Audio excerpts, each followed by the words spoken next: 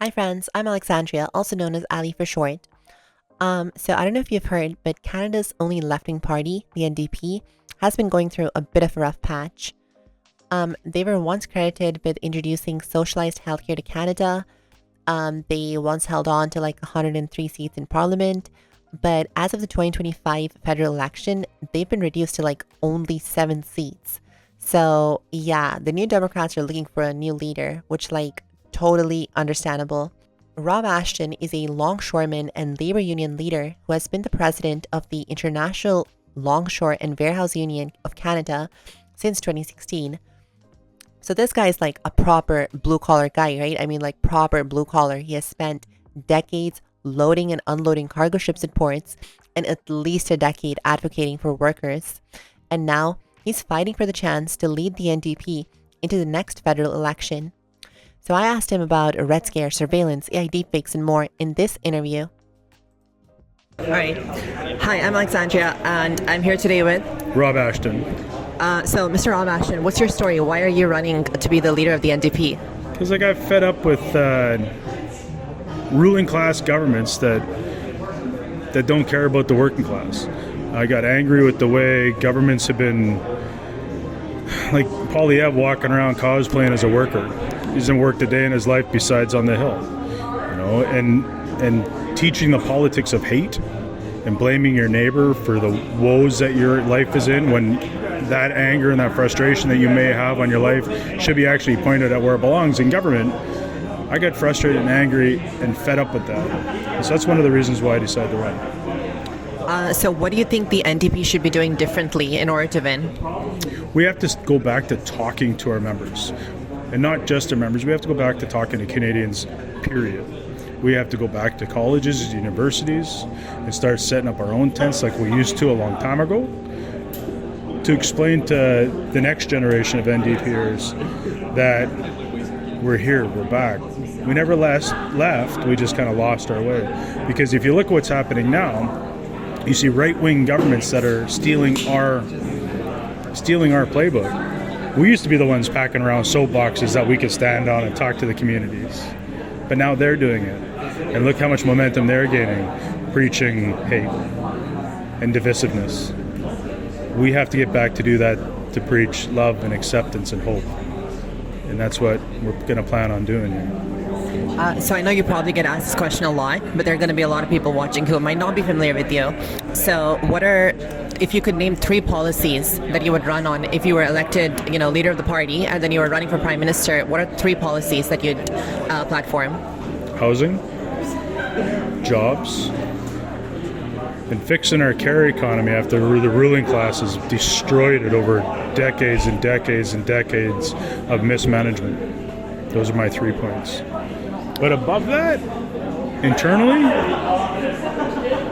so this isn't when I'm prime minister, this is when I'm voted as leader of the party, is to figure out how to create a better relationship with Ottawa and the EDAs, Ottawa and the universities and the college campus groups, and going back into high schools to explain not necessarily that the NDP is the party to vote for, but to explain to the younger generation of the importance of voting. So a lot of Canadians are concerned about the expansion of the surveillance state and about privacy. So how would you address these concerns?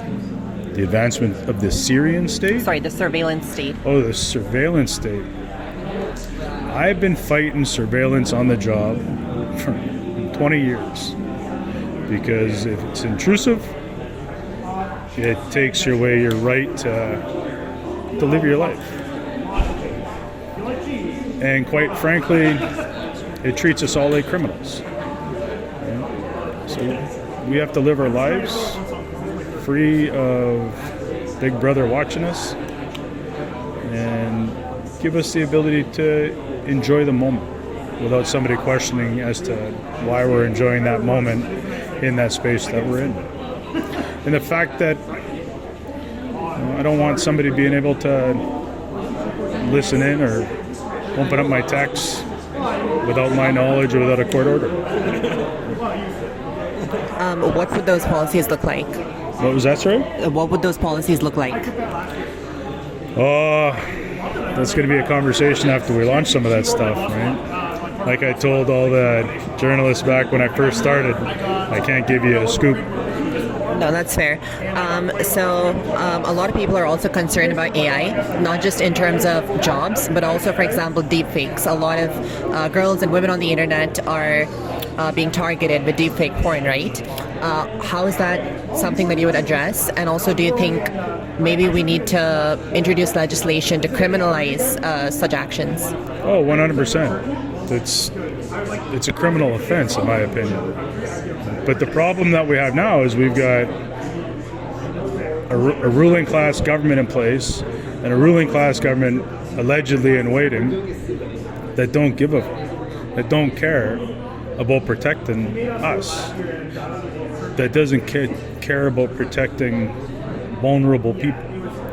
And some of the stuff that's floating around out there definitely 100% should be a criminal offense, because that's taking cyberbullying to the nth degree. And I don't even think we've taken care of cyberbullying correctly in this country. There's been too many young people that have taken their lives over this. And I'm tired of seeing young people die because of the inactions of Ottawa. So you talk a lot about workers seizing the means of production. Now, after a century of Red Scare propaganda on this continent, how would you maybe overcome that to convince people of your plans? People have called me a communist, people have called me a socialist, people have called me a lot of stuff over my life. A lot of stuff that I probably wouldn't be able to repeat in this interview. So I don't care about labels. I just represent for the working class. I make sure to do what I feel is the best thing for the working class. And I've got an open mind. Like, somebody gives me a better idea, or we discuss it, we debate it, they could have a better idea. So let's go with that idea. But call me a communist, that's your own thought process. What I'm here to do is to make life better for Canadians and make life better for people that want to come to this country to have a better life. That's all I care about. So last question, I'm not going to take too much more of your time, but right now we're seeing a rising tide of hate, including policies against trans people across this country, and a lot of negative sentiment coming from the South, right? Yeah. How would you address this? It's kind of sick and sad that we actually have to have this conversation. Somebody being who they are shouldn't be vilified. Shouldn't be treated with the hate and the disrespect that it is in certain places. And we have to make sure that we have to educate people, number one. Educate people with the truth. And a recent graduate. I'm going to law school next year. We actually have to figure out. We have to figure out how to stop provinces that want to legislate hate.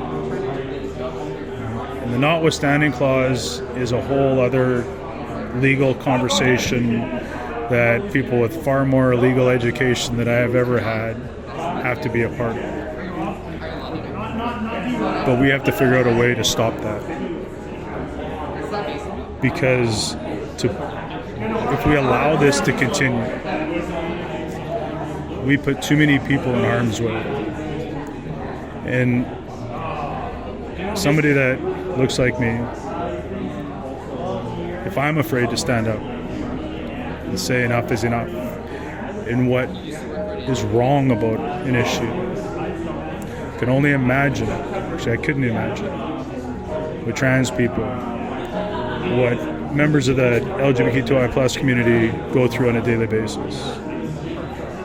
So we have to rise up and say, enough is enough. Enough of telling other people how to live who they are. I'll stand on rooftops till the day I die arguing that. One more question I forgot, but you recently ran an attack ad saying that criticizing Abby Lewis for being divisive. Why do you believe that he is? So that wasn't an attack ad. That was a video explaining the two different leadership styles that we have. Right? And the reason I posted it was because Abby's publicly announced that he's against LNG export. That is not helping a provincial NDP. That's bringing a provincial NDP party down. And so my leadership style is, instead of going public with a statement like that, to actually pick up the phone and have a conversation with that provincial wing or with that territorial wing, and to have those conversations behind closed doors. Because as soon as we start throwing rocks at each other, that allows the right-wing governments, the ruling class governments, or governments in waiting, to walk right up the middle and eat our lunch. We can't allow that. We've allowed it for far too long. And that's why that video was posted. Anything else that you'd like to share that you'd like people to know about you?